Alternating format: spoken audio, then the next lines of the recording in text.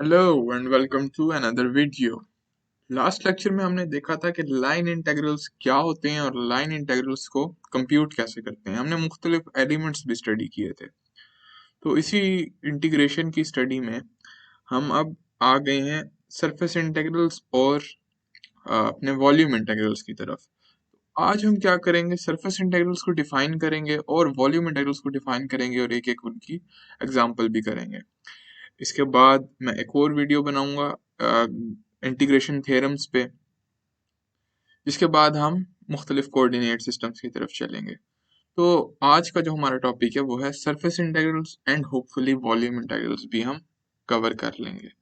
तो surface integrals, let us define now surface integrals. ये भी वेक्टर फील्ड्स के इंटीग्रेशन करने का एक तरीका है, जिसको हम सरफेस इंटीग्रल्स कहते हैं।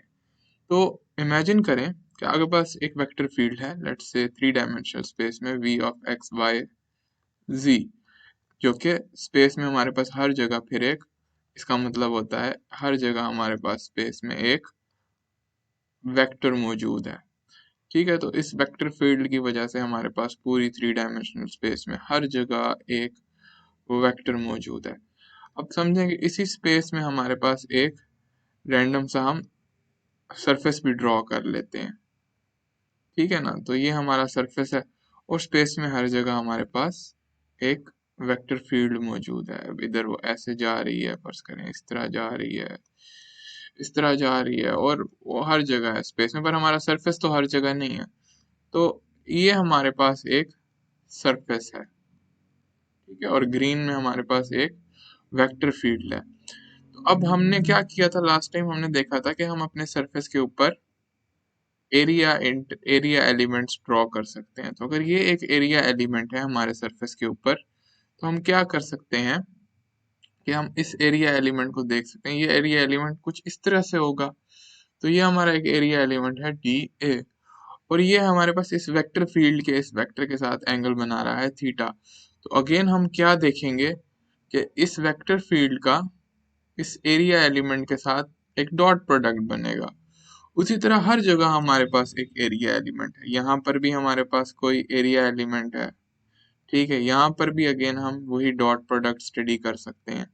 और ये सारे जो वेक्टर फील्ड्स इस सरफेस के अंदर जो पास कर रही है, और जैसे इस सरफेस के अंदर से मेरी वेक्टर फील्ड पास करेगी और मैं अपने एरिया एलिमेंट्स के साथ डॉट प्रोडक्ट लेता जाऊंगा उस वेक्टर फील्ड्स के उन वेक्टर का जो मेरे सरफेस में से पास करते हैं, और फिर उन सारे डॉट प्रोडक्ट्स को मैं ऐड कर दूंगा, तो मेरे पास जो डेफिनेशन आएगी addition, again continuous addition is integration, तो इसको फिर हम कहते होते हैं सरफेस इंटीग्रल।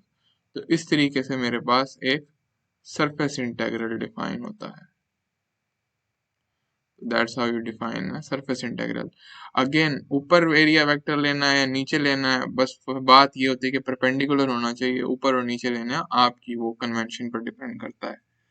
तो इस तरीके से हम सरफेस इंटीग्रल को डिफाइन करते हैं कि v डॉट डी ए का इंटीग्रल, हम डॉट प्रोडक्ट लेते हैं अपनी वेक्टर फील्ड का अपने एरिया एलिमेंट्स के साथ, और उन सबको ऐड कर लेते हैं जब कॉन्टिन्यूअस एडिशन हमारी इंटीग्रेशन होती है। अब हम आते हैं क्लोज्ड सरफेस इंटीग्रल्स की तरफ। ठीक है, जैसे हमने लाइन इंटीग्रल्स डिफाइन किए और फिर क्लोज्ड लूप इंटीग्रल्स डिफाइन किए, तो अब हम क्लोज्ड सरफेस इंटीग्रल्स भी डिफाइन कर सकते हैं। तो how are we going to define close surface integral? बिल्कुल जैसे हमने कर्व क्लोज ले ली थी, नाउ लेट्स से आप एक क्लोज सरफेस ले लेते हैं, जैसे कि मैं एक क्यूब ले लेता हूं अगर, जो कि एक क्लोज सरफेस है। तो मेरी क्यूब जो होगी, it's a very bad cube but again, तो इस क्यूब के अंदर से जो अगर फ्लक्स पास हो रहा है या फील्ड्स इस क्यूब में से निकल रही हैं, तो इस क्यूब के जो एरिया एलिमेंट्स हैं डी ए, उनका डॉट प्रोडक्ट लेना है इस वेक्टर फील्ड के साथ, और यहाँ पर फिर हम क्या करते हैं, एक गोल सा साइन निकाल देते हैं। इसका मतलब होगा कि ये क्लोज्ड सरफेस है, क्लोज सरफेस इंटीग्रल है हमारे पास। वैसे सरफेस इंटीग्रल्स हमेशा डबल इंटीग्रल्स होते हैं, पर हम एक इंटीग्रल भी बना सकते हैं, क्योंकि ये डी ए शो कर देगा कि बाद में in the end you have to compute two integrals. तो इसको हम सरफेस इंटीग्रल कहते हैं। तो डी ए शो करेगा कि हमें यहाँ दो इंटीग्रल्स चाहिए, इसलिए ज़्यादातर हम चाहे ट्रिपल इंटीग्रल हो, चाहे डबल इंटीग्रल हो, चाहे सिंगल इंटीग्रल हो, हम एक ही इंटीग्रल बना देते हैं, बस कंप्यूटेशन करते हुए तीनों इंटीग्रल्स को सामने ले आते हैं। तो इससे कंफ्यूज मत होइएगा, आगे जो डी ए है या डी टॉ है या डी एल है वो बता देगा कि कितने इंटीग्रल्स इन द कंप्यूटेशन आएंगे। तो अगेन एक और एग्जांपल हम इसकी स्फीयर ले सकते हैं। If you have a sphere, मेरे पास एक 3 डायमेंशनल स्फीयर है, तो वो भी एक क्लोज सरफेस की एग्जांपल है। ठीक है, तो इस तरीके से आप क्लोज सरफेस इंटीग्रल्स भी डिफाइन कर सकते हैं, जिसमें आप जिन सरफेसेस के ऊपर सरफेस इंटीग्रल ले रहे हैं, अगर वो सरफेसेस क्लोज हैं तो उन सरफेस इंटीग्रल्स को क्लोज सरफेस इंटीग्रल्स कहते हैं। चलें, let's start with an example. तो अब हम इसकी एक एग्जांपल करते हैं, example of surface integrals.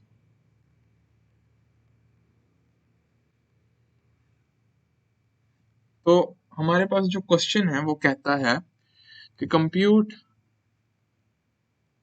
The closed surface integrals, एक ही इंटीग्रल होता है close surface integral of the vector field, और वेक्टर फील्ड भी हमें दे दी है, और वो जो वेक्टर फील्ड है वो क्या है, वो एक 2 डायमेंशनल वेक्टर फील्ड नहीं, एक 3 डायमेंशनल वेक्टर फील्ड हमें दी हुई है। तो this time we have actually a 3 dimensional vector field of the 3 dimensional vector field, और वो वेक्टर फील्ड क्या है, वो है y square x hat plus 2xy plus z squared y hat,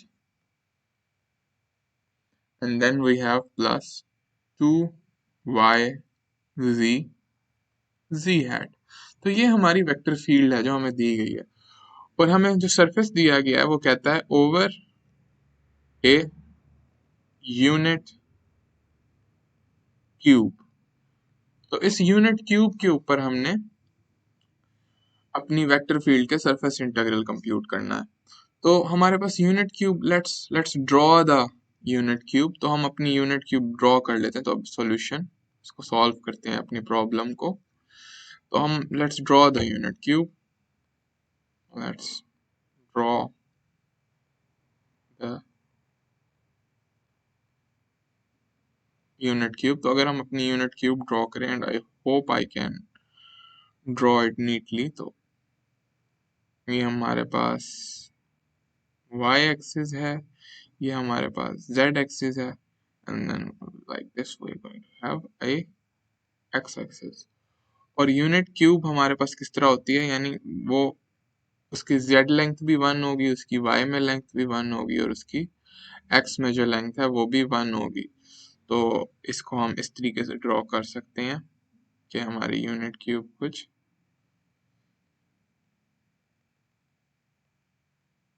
इस तरीके से होगी। I hope I can draw it.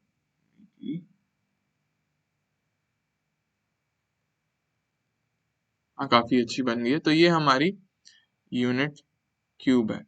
तो मैं थोड़ा सा मजीद नीटली ड्रॉ कर देता हूँ, इसके ऊपर क्लियर कर लेते हैं हम। क्लियर कर दूँ ऊपर मैं इसको कुछ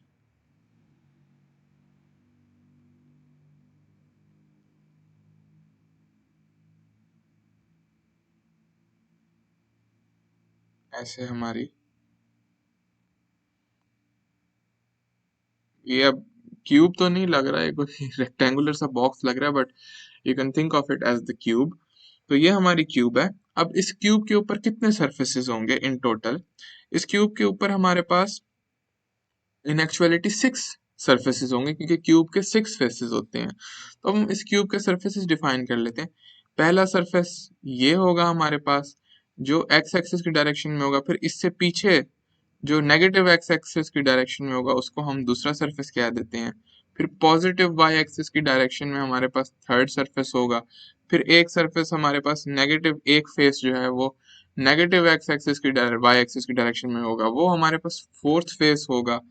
एक फेस हमारे पास पॉजिटिव जेड एक्शन की डायरेक्शन में होगा वो फिफ्थ फेस होगा, और एक फेस हमारे पास नेगेटिव, ये एरिया एलिमेंट की मैं बात कर रहा हूँ कि उनके एरिया एलिमेंट्स किस तरफ पॉइंट करेंगे, और एक फेस का हमारे पास नेगेटिव जेड डायरेक्शन में एक फेस हमारे पास पॉइंट करेगा, जो कि किस डायरेक्शन में होगा, नेगेटिव जी डायरेक्शन में होगा, क्योंकि वो जी के परपेंडिकुलर होगा। अब हम 1 से लेकर 6 तक सारे फेसेस के ऊपर कंप्यूट करते हैं। तो look at the first face. तो अगर हम पहले फेस पर देखेंगे तो हमारे पास पॉजिटिव एक्स डायरेक्शन में हमारे पास नॉर्मल वेक्टर बनता है। तो पॉजिटिव एक्स डायरेक्शन में हमारे पास परपेंडिकुलर वेक्टर है, तो ये तो वही मिसाल होगी जो मैंने आप लोगों को बताया था। इसमें एक्स कांस्टेंट है और पॉजिटिव एक्स डायरेक्शन है, तो इसमें हमारे पास एरिया क्या आया, ये हमारे पास आ जाएगा dy dz and then we are gonna get x hat. तो ये हमारे पास एरिया एलिमेंट आएगा, और इसमें x कहाँ से कहाँ तक जा रहा है, x तो कांस्टेंट है इसमें, तो x तो कहीं भी नहीं जा रहा। इसमें हमारे पास y कहाँ से कहाँ तक जा रहा है, y भी 0 से 1 तक जा रहा है। लेकिन y में हम मूव करेंगे, अगर हमने ये पूरी क्यूब कवर करनी है, पूरा सरफेस, सॉरी क्यूब नहीं, ये पूरा फेस कवर करना है, तो हम y में मूव करेंगे 0 to 1, और फिर z में मूव करेंगे 0 to 1। तो हमारे पास y भी 0 to 1 जा रहा है और z भी 0 to 1 जा रहा है। अब हम क्या करते हैं, फॉर फेस 1 हम अपना इंटेग्रल कंप्यूट कर लेते हैं, वो होगा v डॉट, ये हमारा पहला इंटेग्रल होगा v डॉट डी फेस 1 के ऊपर। और अगेन हमारे पास v क्या है, v हमारे पास है y square x hat plus 2xy plus z square y hat plus 2yz z hat and then this will be dotted with, अब जो हमारा एरिया एलिमेंट है इधर वो है डी ए एक्स वेक्टर हमारे पास है, और इस वेक्टर की जगह अगर मैं इसकी वैल्यू पुट कर दूं, सिंपली वही वैल्यू ही मैं पुट कर दूं, तो ये हो जाएगा dotted with d y d z x hat. अब ये भी जीरो, जब वो इसके साथ मल्टीप्लाई होगा अंदर आके ये डॉट प्रोडक्ट, तो ये भी जीरो हो जाएगी। इसके साथ वाई हैट के साथ जब एक्स हैट मल्टीप्लाई होगा ये भी जीरो हो जाएगी। सिर्फ जब इस टर्म के साथ मल्टीप्लाई होगा तो फिर हमारे पास इन दी एंड आंसर क्या आएगा, एक्स डॉट एक्स हैट 1 हो जाएंगे, तो हमारे पास आ जाएगा वाई स्क्वेयर, सॉरी यहाँ पे इंटेग्रल भी आना है, तो integral of y square d y d z आ जाएगा हमारे पास। अब क्योंकि ये एरिया इंटेग्रल है तो इन द एंड ये दो इंटेग्रल्स होंगे, और ये क्योंकि अगेन मैं बता रहा हूँ एक इंटेग्रल हम अपनी इजीनेस के लिए लिखते हैं, पर कंप्यूट करते हुए फिर हम दोनों इंटेग्रल्स दिखा देते हैं। ये डी वाई डी जेड हमें शो करता है कि in the end there will be two integrals. तो वाई स्क्वेयर, तो वाई कहाँ से कहाँ तक जा रहा है 0 to 1 तक d y, and then we have d z, जहाँ जी कहाँ से कहाँ तक जा रहा है 0 to 1।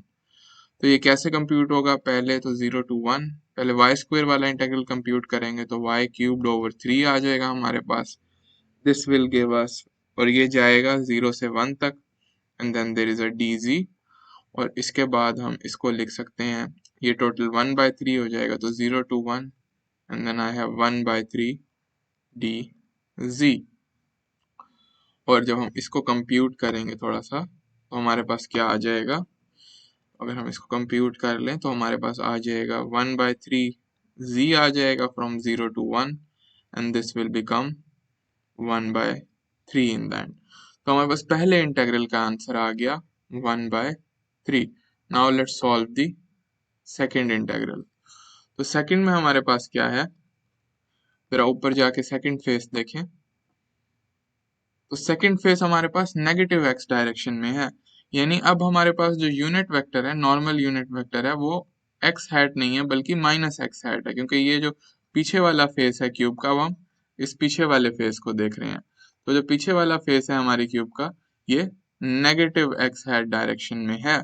तो इसको हमने किस तरीके से फिर कंप्यूट करना है, इसमें हमारे पास जो डी ए एक्स वैक्टर बनेगा वो वही होगा d y d z, but उसके साथ हमारे पास नेगेटिव एक्स हैट आ जाएगा।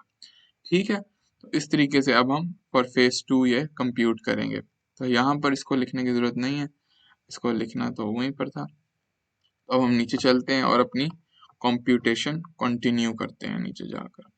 तो हमारे पास यहाँ पर क्या आ जाएगा, फॉर पार्ट 2 हमारे पास आ जाएगा डी ए जो है हमारे पास, d A again x constant है उसकी जगह तो यही आएगा, तो d y d z and then minus x hat.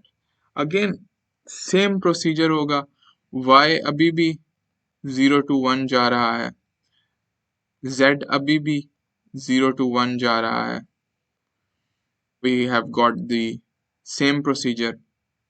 और इधर जो हमारे पास x है वो 0 के बराबर है। बस ऊपर और नीचे ये फर्क था कि ऊपर हमारे पास x 1 के बराबर था, क्योंकि हमारा जो x था तो कांस्टेंट बट 1 के बराबर था, क्योंकि सामने वाला फेस जो है वो x इक्वल्स 1 पर खड़ा हुआ है, जो ऊपर वाला सामने वाला फेस है। पर जो पीछे वाला फेस है वो ओरिजिन से बन रहा है, इसलिए वो x इक्वल्स 0 पर खड़ा हुआ है। तो बस इन दोनों केसेस में ये फर्क तो है कि ये दोनों में, पर हमें उसकी जरूरत नहीं पड़ी थी। अगर जरूरत पड़ती तो हम जरूर x को 1 के बराबर डालते। तो इसमें हमारे पास x 0 है, y 0 से 1 जा रहा है और z भी 0 से 1 जा रहा है। अब हमारे पास ये किस तरह आ सकता है, अगर अगेन हम अपना इंटीग्रल कंप्यूट करेंगे तो ये हमारे पास 2 है, सेकंड इंटीग्रल है, v डॉट डी ए जब हम कंप्यूट करेंगे तो हमारे पास क्या आ जाएगा, हमारे पास आ जाएगा अगेन, मैं दोबारा दोबारा नहीं लिखता, मेरे पास दोबारा वाई स्क्वायर आएगा but minus d y d g आ जाएगा, और ये इंटीग्रल तो जाएगा 0 से लेकर 1 तक, और दूसरा इंटीग्रल भी जाएगा 0 से लेकर 1 तक, और कोई भी फर्क नहीं पड़ेगा। अगेन वही सेम प्रोसीजर है, ये आप करके देख लें तो वो कैंसिल हो जाएंगे, एक्स हैट से जेड हैट और एक्स हैट से वाई हैट, और आपके पास नेगेटिव साइन के साथ फिर अंदर आएगा, तो ये बन जाएगा minus y square d y d z. और ये वही वाला इंटीग्रल है जो हमने पिछली दफा कंप्यूट किया था, बस एक माइनस साइन बाहर आ रहा है, तो इसको मैं बगैर कंप्यूट किए भी लिख सकता हूँ कि ये -1/3 के बराबर है। अगेन अब हम थर्ड फेज की तरफ चलते हैं, तो थर्ड फेज में हमारे पास क्या वो पॉसिबिलिटी है, थर्ड फेज में हमारे पास जो परपेंडिकुलर एन हैट है वो वाई हैट के बराबर है। तो ये वो वाला केस है जिसमें डी ए वाई होता है, हमारे पास वाई कांस्टेंट है, इसमें हमारे पास डी एक्स डी जेड आएगा, पर इसमें हमारे पास y कांस्टेंट तो है पर y किधर है, y इक्वल्स 1 है, ठीक है, क्योंकि ये सरफेस y इक्वल्स 1 के साथ कोइंसाइड कर रहा है। तो यहाँ हमारे पास y हैट आएगा और पॉजिटिव y हैट आएगा, और हमारे पास यहाँ पर dx कहाँ से कहाँ तक जा रहा है, x हमारे पास जा रहा है फ्रॉम 0 to 1, ठीक है, x हमारे पास 0 से 1 जा रहा है, तो x हमारे पास मूवमेंट हो रही है, x के अंदर मूवमेंट होगी जब हम एरिया कंप्यूट करेंगे, x जाएगा 0 से 1 तक, और y तो मूव नहीं करेगा, y तो 1 के बराबर होगा हमारे पास इधर, और हमारे पास z जाएगा वो भी 0 से 1 तक मूव करेगा। तो ये हमारे पास प्रॉपर्टीज हैं थर्ड सरफेस की। तो थर्ड सरफेस की प्रॉपर्टीज अब डालकर अपनी वेक्टर फील्ड के साथ फिर वो प्रोडक्ट कंप्यूट करके अब हम देख सकते हैं। तो चलिए हम करते हैं अब ये काम।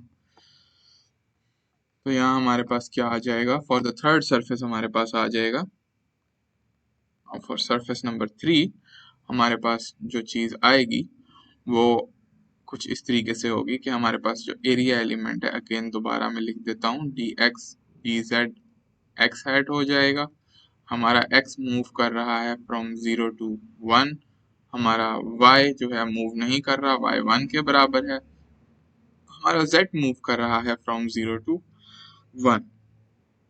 अगेन अब हम पाथ 3 के लिए ये सरफेस कंप्यूट करेंगे, ये सरफेस इंटीग्रल, तो ये हो जाएगा v डॉट डी ए, और पाथ 3 में हमारे पास क्या है, v हमारे पास अब हम पूरा लिखना पड़ेगा, तो y square x hat plus 2xy plus z square y hat plus 2yz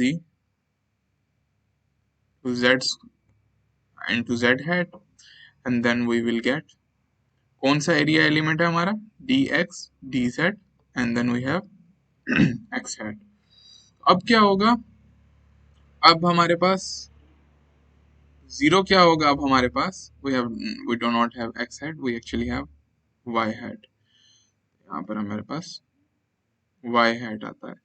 अब ये वाली टर्म भी जीरो हो जाएगी और ये वाली टर्म भी जीरो हो जाएगी, क्योंकि इसमें एक्स हैट है और इसमें जेड हैट है। तो हमारे पास जो टर्म बचेगी वो कौन सी बचेगी, 2xy plus z square, and then y hat 1 के बराबर होगा, वो जो डॉट प्रोडक्ट है, और ये dx dz आ जाएगा।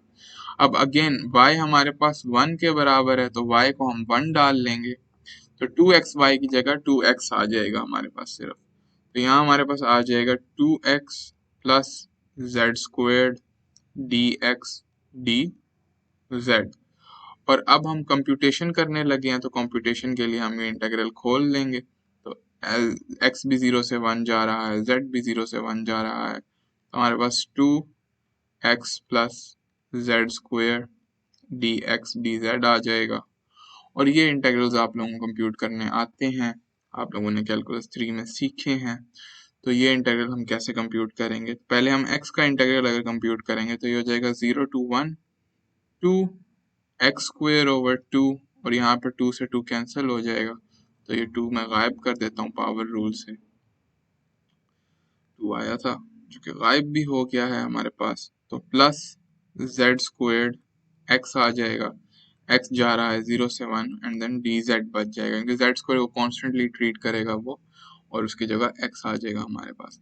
अब ये पुट करके देख लेते हैं, ये तो जीरो डालेंगे तो जीरो हो जाएगा, तो बस 0 to 1 बचेगा, और हमारे पास बचेगा 1 plus z square D z. और जब हम जेड वाला इंटीग्रल कंप्यूट करेंगे तो यहाँ हमारे पास क्या आएगा, 1 की जगह तो जेड आ जाएगा, प्लस जेड क्यूब्ड ओवर 3 आ जाएगा, जो कि जा रहा है from 0 to 1।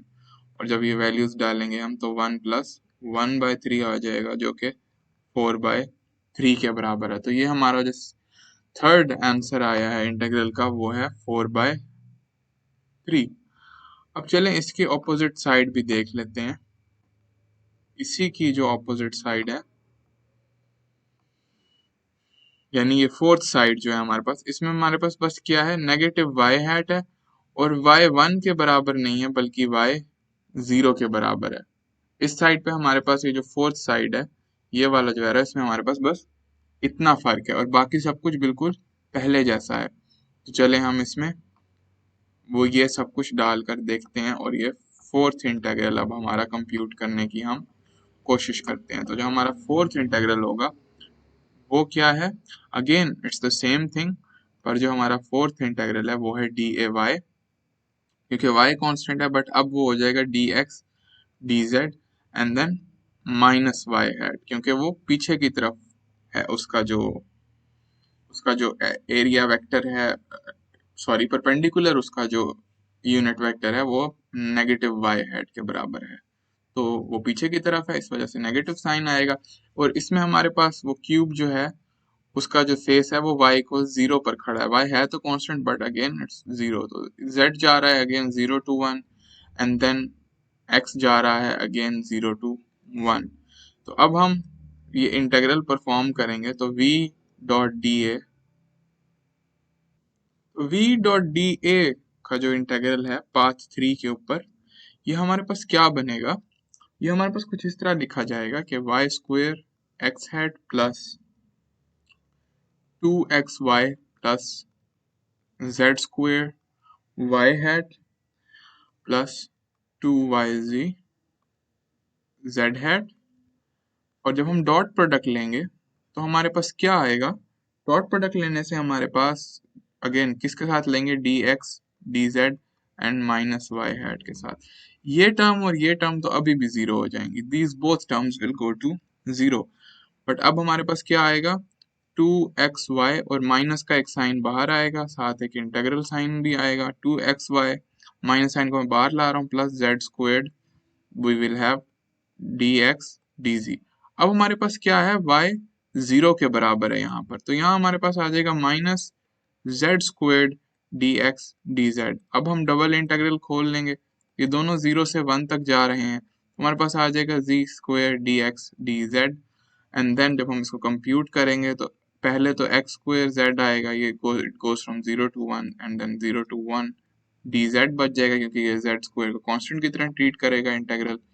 And then what we will get in the end, what we will get is this will become z square from 0 to 1 and this will give us z cube over 3 which will become 1 over 3, and because there was a minus sign in front we will get in total minus 1 by 3. Now we go to the fifth phase. Fifth phase की अब बात करते हैं। तो fifth phase में अगर हम देखें तो लेट्स मूव अप, और अगर हम अब फिफ्थ फेज को इसकर देखें, ऊपर चला गया ये, तो इनफैक्ट बहुत ही ऊपर चला गया। तो फिफ्थ फेज में अगर हम देखें तो फिफ्थ फेज में हमारे पास z यूनिट वेक्टर, क्योंकि अपवर्ड है, हमारे पास n यूनिट वेक्टर का काम कर रहा है क्योंकि ये हमारे फेस के परपेंडिकुलर है। और इधर हमारे पास जो एरिया हुआ फिर वो हमारे पास हुआ dx dy और साथ हमारे पास z यूनिट वेक्टर आ जाएगा।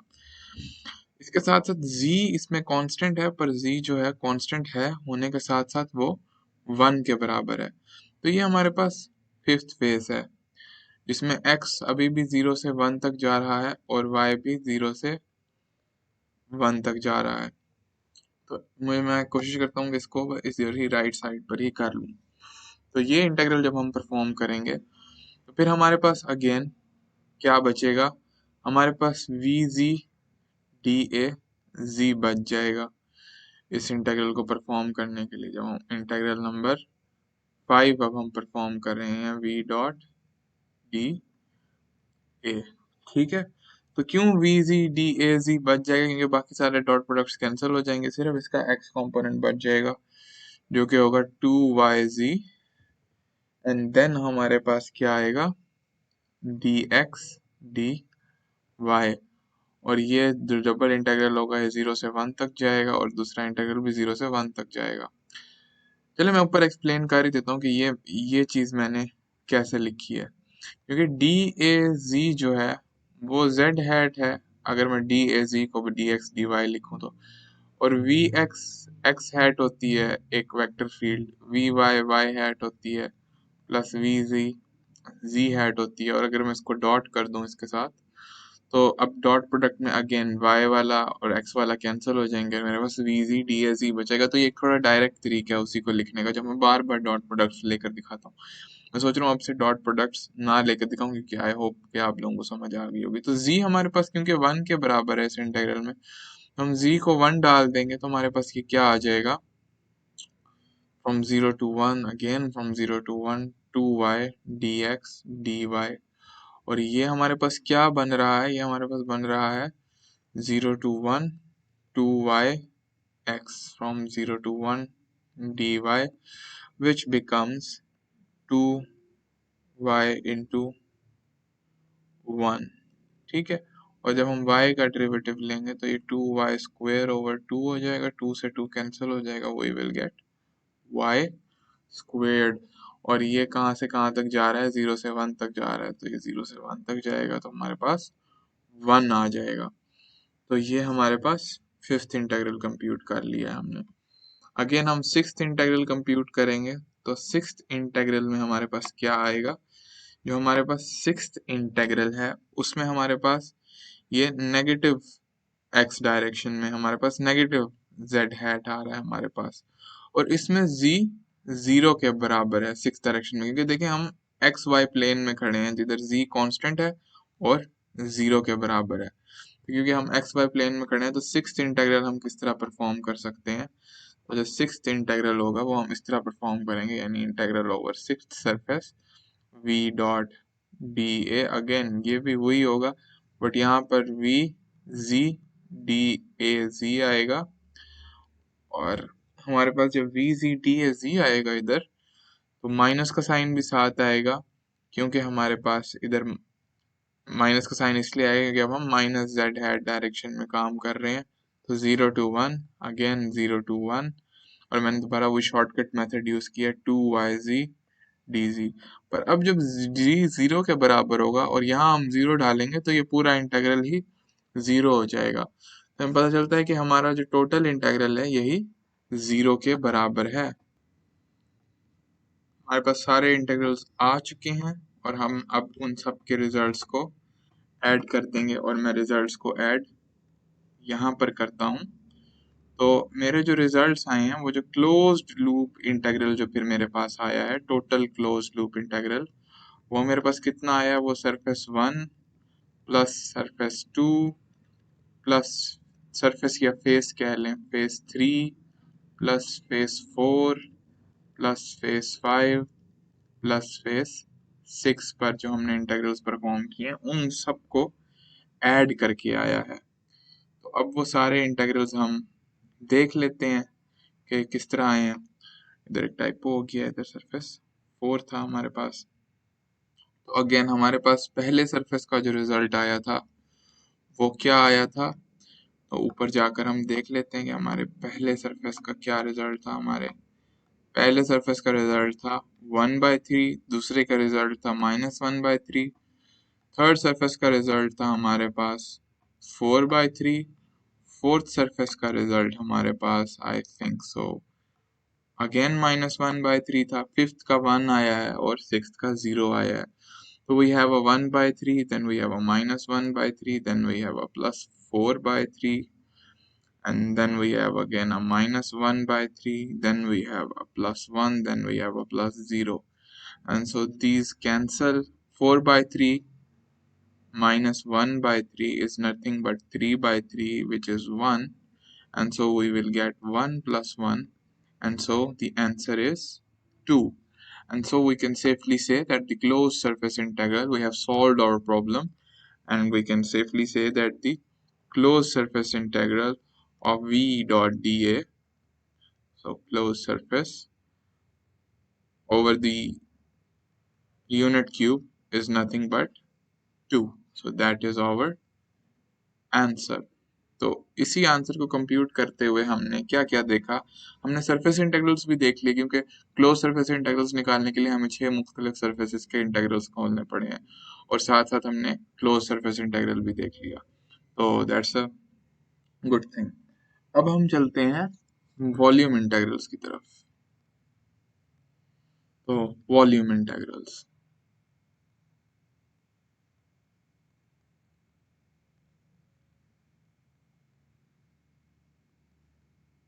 What are volume integrals. Again अगर आपके पास कोई वॉल्यूम है पूरे स्पेस में, वो वॉल्यूम पड़ा हुआ है आपके पास, it's a bad volume, let me draw something else. अगर आपके पास कोई वॉल्यूम है वो स्पेस में पड़ा हुआ है, think of this as a 3 dimensional volume जो कि फील्ड है, और इस स्पेस में आपके पास एक वेक्टर फील्ड है, ठीक है। तो आप उस वेक्टर फील्ड का जो, क्योंकि अब ये जो है, ये वॉल्यूम मैंने किस तरह डिफाइन किया था, वॉल्यूम एलिमेंट ये था dx dy और dz, ठीक है। तो ये इसी वेक्टर फील्ड का, इसकी कोई फिजिकल खास इंटरप्रिटेशन नहीं है, ये इसी वेक्टर फील्ड का बस इंटीग्रल है डी टॉ के साथ।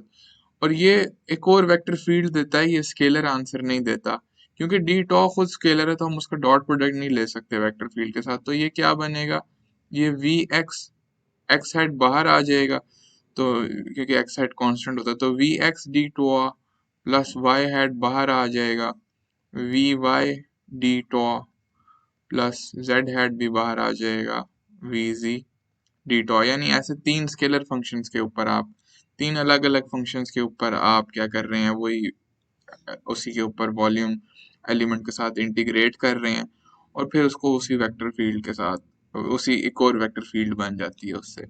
तो ये इतना काम नहीं आता, ज़्यादातर जो वॉल्यूम इंटीग्रल है ये वेक्टर फील्ड्स पर इतना काम नहीं आता। Volume integral is actually, volume integral, तो एक इम्पॉर्टेंट बात है, volume integral is actually more useful with scalar fields. Scalar fields, by scalar fields I just mean scalar function. तो ये वेक्टर फील्ड्स पर इतना अच्छा नहीं होता जितना स्केलर फील्ड्स पर होता है। For example if t x y z is a scalar field, then integral of t x y z over the small, over d tau, this volume integral is actually the volume integral. तो इस तरीके से ये जो volume integral है ये scalar functions के साथ ज़्यादा काम आता है। तो हम जो एग्जांपल करते हैं वो instead of doing the example for a vector field let us do the example for a scalar function. तो let us now do the example.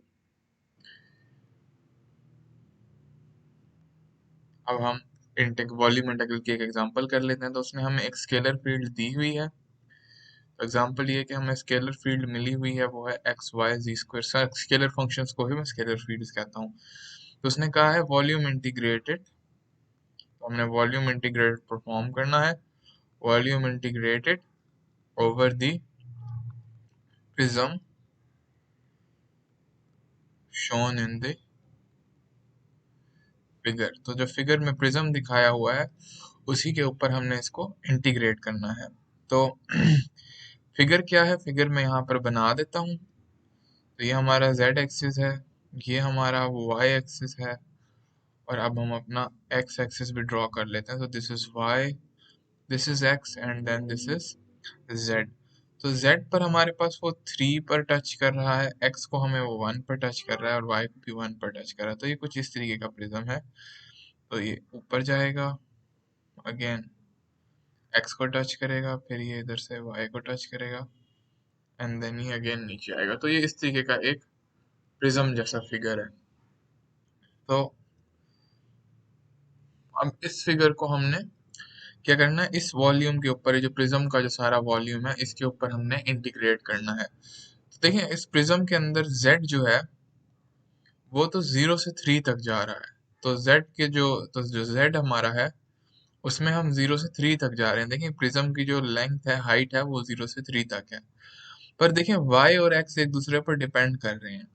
तो अगर y और x एक दूसरे पर डिपेंड कर रहे हैं, क्योंकि हमें नजर आ रहा है कि ये टेढ़ा है थोड़ा सा y एक्सिस में, तो हम इसको देखते हैं पहले 2 डायमेंशनल प्लेन में कि ये नीचे कैसा लग रहा है। तो 2 डायमेंशनल प्लेन में मतलब y और एक्स वाई प्लेन में मैं इसे देख रहा हूँ कि ये किस तरह लग रहा है। तो इधर y भी 1 है और x भी 1 है, जिधर ये एक दूसरे को टच कर रहे हैं।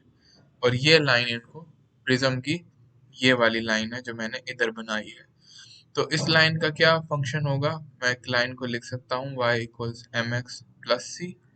और आप देख सकते हैं इस लाइन का जो स्लोप है वो -1 है और जो इसका कोऑर्डिनेट है c वो 1 है। ठीक है, क्योंकि ये y एक्सिस को 1 पर ही टच कर रही है। तो जो हमारी लाइन की इक्वेशन होगी वो क्या होगी, वो होगी y equals minus x plus c. और अगर मैं इसको x की फॉर्म में लिख दूं तो x क्या होगा, मेरे पास x होगा 1 माइनस वाई। और फिर y मेरा कहाँ से कहाँ तक जाएगा, लेकिन फिर x कैसे जाएगा, x मेरा जाएगा 0 से 1 माइनस वाई तक, क्योंकि x एक्सिस से हम निकल रहे हैं और हम आगे आके एक लाइन को टच कर रहे हैं जो कि है 1 माइनस वाई। तो इसमें हमारा z goes from 0 to 3 but x goes from 0 to 1 minus y. और y फिर हमारा कैसे जा रहा है, y फिर आराम से 0 से 1 तक चला जाएगा। तो y गोज फ्रॉम 0 to 1। तो हम इस तरीके से अपना इंटेग्रल परफॉर्म करेंगे। तो हम लिखेंगे t x y z is the integral over d tau and this can be written as a triple integral. और उसको ट्रिपल इंटेग्रल की फॉर्म में हम कैसे लिखेंगे, x first goes from 1 to x equals 1 minus y. We have x, y, z squared. Then we have dx, dy, dz. Then we have y जो कि जाएगा 0 से y equals 1 तक। और z कहाँ से कहाँ तक जाएगा, z will go from 0 to 3। तो ये इंटीग्रल हमने अब परफॉर्म करना है। तो बारी बारी हम ये इंटीग्रल्स परफॉर्म करते हैं। तो पहले देखें, जब x के ऊपर इंटीग्रल होगा तो हमारे पास आ जाएगा x square over 2 and then y z square को ये कांस्टेंट ट्रीट करेगा which goes from 0 to 1 minus y and then we got dy dz here and then we got 0 to 1 here and z goes from 0 to 3 here। इसके अंदर जब हम अपनी limits put कर देंगे तो ये 0 से 3, ये 0 से 1, this will become 1 minus y whole squared y z squared over 2, we get dy dz। तो हमने लिमिट्स पुट कर दी हैं जिससे हमारे पास ये आंसर आ गया है। फिर अब मैं 1 - y को वाई स्क्वायर को खोल लेता हूँ, तो this will go from 0 to 3, this will again go from 0 to 1, and then this will give me 1 - 2 y plus y squared, and then I have a y। और ये z²/2 को मैं बाहर निकाल लेता हूँ क्योंकि इसको तो एक कांस्टेंट की तरह ट्रीट करेगा। This whole divided by, no अब डिवाइडेड बाय होल 2 नहीं आएगा क्योंकि z²/2 को मैंने बाहर निकाल लिया। We will have dy dz, and then what we have here is integral from 0 to 3 z²/2। इसको मैं इस इंटीग्रल से बाहर नहीं निकाल सकता क्योंकि ये z का इंटीग्रल है, तो z अपने इंटीग्रल पर तो डिपेंड करेगा, उससे बाहर नहीं निकलेगा। पर अगर मैं इसको अब y को अंदर मल्टीप्लाई करता हूँ, this will become y - 2y² plus y cube, and then we have dy dz, and so what can we do from here? We can just integrate further 0 to 3 z²/2। अब हम दोबारा integrate कर देते हैं जिससे हमारे पास आ जाएगा y²/2 -2/3 y cube। Power rule apply करता जा रहा हूँ, y⁴/4, and then it goes from 0 to 1, और हमारे पास dz बच गया है क्योंकि हमने y की इंटीग्रेशन भी परफॉर्म कर दिया। अब इसके अंदर 1 डालेंगे, y की जगह हर जगह 1 डाल देंगे, this will become 0 to 3 z³/2 1/2 -2/3 plus 1/4, this will give us dz। और 1/2 -2/3 होता है हमारे पास -1/6 के बराबर आ जाएगा ये, तो ये हमारे पास आ जाएगा z²/2 as z goes from 0 to 3, and what we will get is this will become -1/6 because 3 goes there, 2 goes there, and we will get, after taking the LCM and cutting, we will get 1 -1/6 plus 1/4। I think you guys can perform simple arithmetic, and then what we will get is from 0 to 3 z²/2 हमारे पास आ जाएगा। और इसको अगर हम perform करेंगे तो ये हमें क्या दे देगा, ये हमें 1/12 दे देगा। ठीक है, ये मैंने इन दोनों का भी LCM लेकर सिंप्लीफाई कर दिया है, तो हमारे पास आ जाएगा z²/24, और इंटेग्रल आएगा 0 to 3 dz। अब ये इंटेग्रल भी हम परफॉर्म कर लेते हैं, तो हमारे पास यहाँ आ जाएगा z³/24 into 3 as this goes from 0 to 3। 3³ हमारे पास आ जाएगा ऊपर, और नीचे 24 into 3 आ जाएगा। ये इससे कटेगा तो 9/24 आ जाएगा क्योंकि एक पावर उसकी कट जाएगी, और फिर 3² 9 होता है, तो यहाँ हमारे पास आ जाएगा 3 3s are 9 and then 3 8s are 24, so the final answer is 3/8। तो इस तरीके से गाइस आप लोग वॉल्यूम इंटीग्रल्स भी कंप्यूट कर सकते हैं। तो thank you so much for watching. अगर वीडियो पसंद आई तो प्लीज़ लाइक करें, सब्सक्राइब करें and all that good stuff.